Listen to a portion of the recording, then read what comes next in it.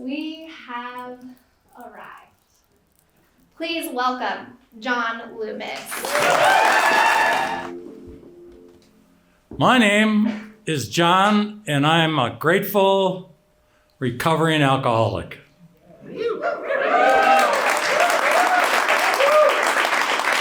My life has been a journey for the restoration and recovery of self-respect. On the morning of July 15, 1978, I awoke, went into the bathroom, looked at the mirror, looked into myself, and was just reviled by what I saw. I was hungover, I was tired, I was droopy, my eyes were bloodshot, I was swollen, I was a mess.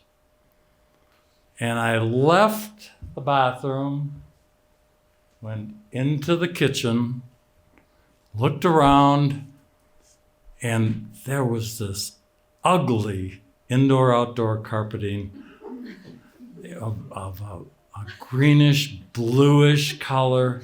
And I looked at the cabinets, and they were a dark blue with black antiquing.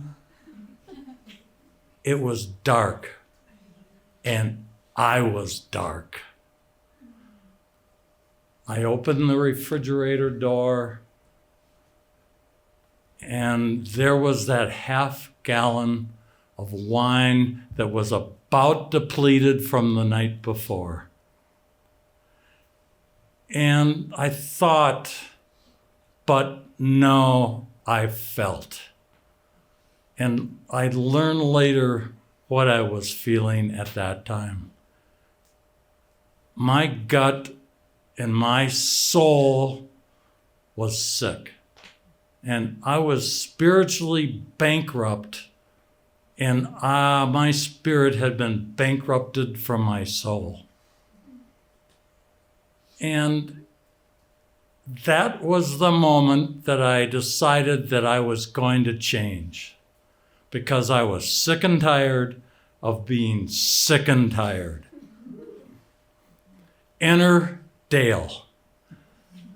Dale is 12 years my senior. Dale is a curmudgeon. But to me, he spoke. And he was that 1 in 1,000 people that I hung on every word Dale said. And he was the one who came up with the journey of self-respect and so many other one-liners. He became my mentor, my sponsor, my spiritual inspiration, my spiritual roadmap with the guideposts and the mile markers along the way. And I just I can't believe I met Dale and he still lives. So I was gaining this self-respect and a self-confidence. And in 1980, so it was 2 years after I had looked at myself in the mirror, and I was gaining something back that I really hadn't ever had, or at least in a long time.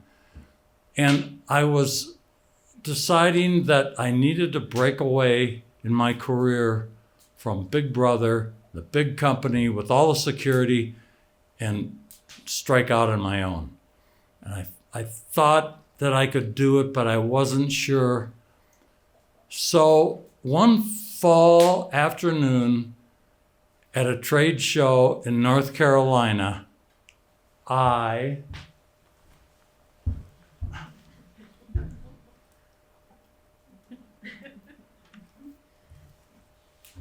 got on my knees next to the bed that evening and asked for guidance, and I asked for strength.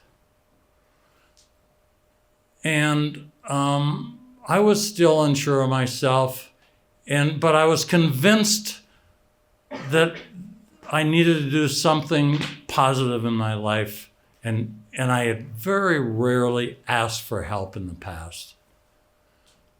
But the rest happened. I didn't know what kind of timetable it was that there would be, but it happened fairly quickly. I became really successful at everything that I envisioned that I could do, in business, family, friends. So I want to leave you with this thought. And there are a couple of thoughts to which I aspire. From Zorba the Greek, I live each day as if it's my last. And I live my life like I'm never gonna die. These two thoughts, I think, are not mutually exclusive.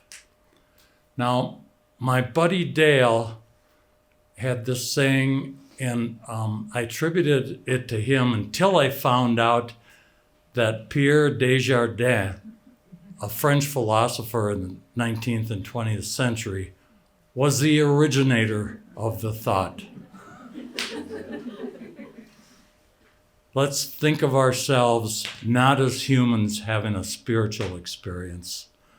Let's think of ourselves as spirits having a human experience.